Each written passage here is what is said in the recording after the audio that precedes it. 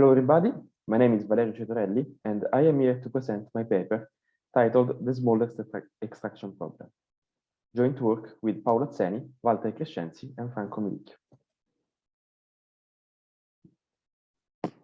Since the web is the largest knowledge base ever created, extracting data from it is a major research topic in both industry and academics.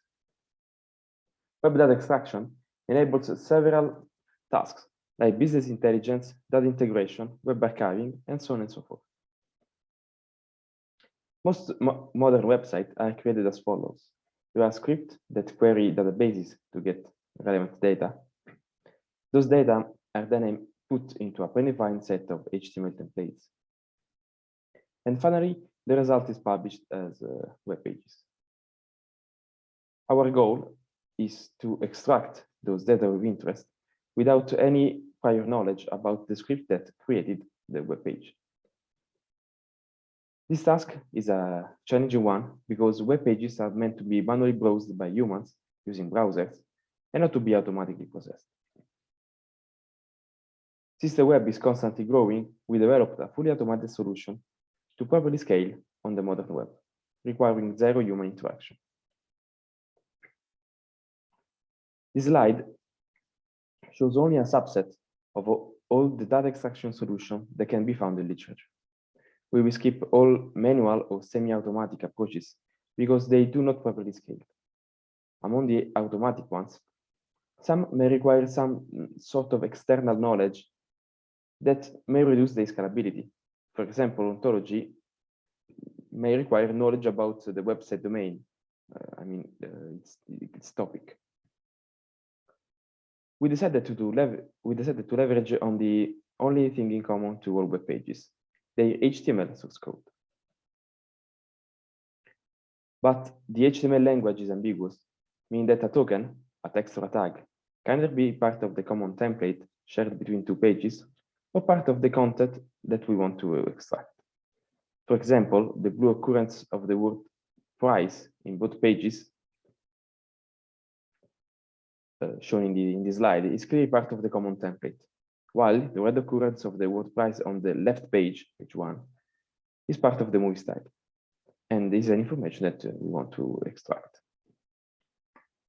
The same applies to tags. For example, both occurrences of the tag B, both blue occurrences of the tag B are used to highlight the word title and are clearly part of the template, while its red occurrence on the right page, on page 2, is used to highlight the movie's director, and this is also an information that we want to extract. Our algorithm leverages on the concept of landmarks that are tokens appearing only once in a portion of the page. They can be either text or tags, like the tag BR or the word description in our example.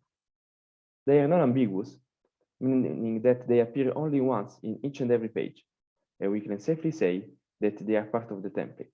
So we use them to disambiguate other tokens. But how does it work and what does it mean? Let's suppose that the tag BR is the first landmark added to the model describing the common HTML template. Its occurrence used to split each page into two subsections, before and after the tag BR, the upper and lower subsection in our example. Now the token B appears only once in both subsections before BR and is clearly part of the template. On the contrary, its occurrence in the lower part of the right page is clearly part of the content that we want to extract. We then recursively apply our algorithm and add all common tokens to our model, subsequently dividing the page into smaller subsections.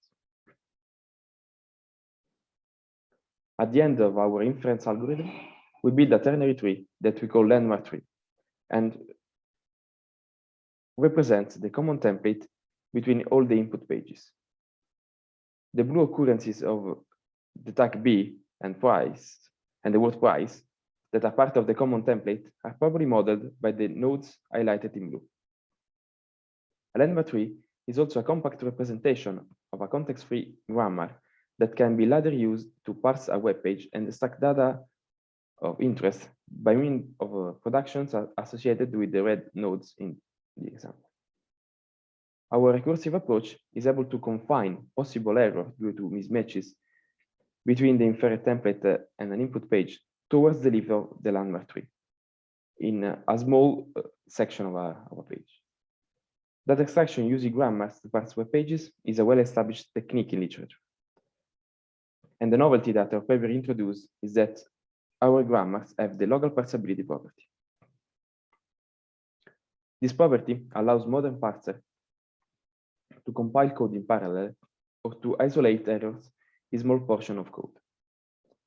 When a programmer fixes such error, it doesn't need to recompile all the code, but only the small portion that contain the error, like a single method or a function, for example, or even less. Mismatches between the inferred template and an input page are not so rare, because web pages frequently change over time, or maybe we train our algorithm on a subsampled train set. For these reasons, we use the local parsability property to confine errors and extract all the other relevant data. In our example, we see a page missing the description of the movie, and despite that, we are still able to extract the title and the price. As we have seen at the beginning of our running example, several landmarks can be found during a single step of the inference algorithm, like BR or description in our example. Choosing one over the other can lead to different landmark trees representing the same template, but extracting slightly different portion of the page. And now the question arises, which one is the better? We prefer the landmark tree that minimizes the length of the extracted strings in order to have the most fine-grained and precise extraction. And this is why our paper is called the smallest extraction problem. We navigate a search space made up of all possible landmark trees with the A-star algorithm. That is a well-known search algorithm that always finds the optimal solution. In this way, we are able to always find the landmark tree that extracts the smallest amount of string possible. Finally, I will show only a subset of all the experiments that we presented on our paper. Those shown are the ones carried out on the SWD dataset and this expanded version.